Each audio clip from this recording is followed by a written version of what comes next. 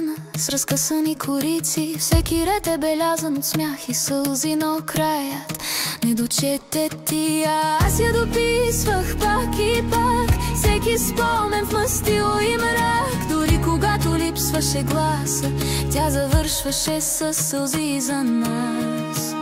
Отвори я, прочети, прочети как обичах те аз. Колко смях и колко болка ти оставих в ред и в глас. Нашата история е тук, а за теб е непрочетена.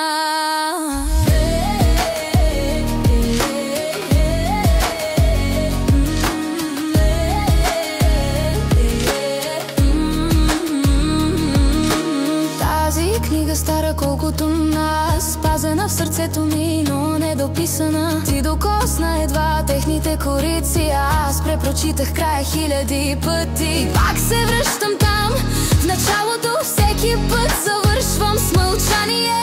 Като клетва, като грях, все към теб се връща думите в нощта.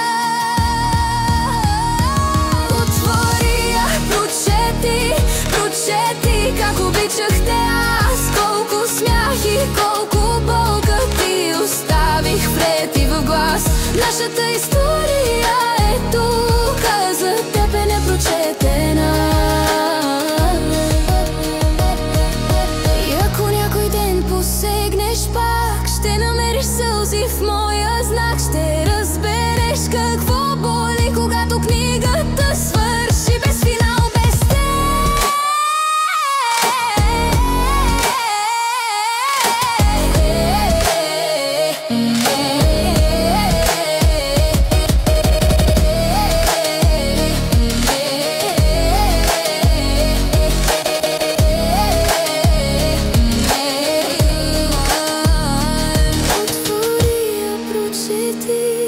За пръв път я довърши, в последния ред ще разбереш, че любовта ми е била за теб.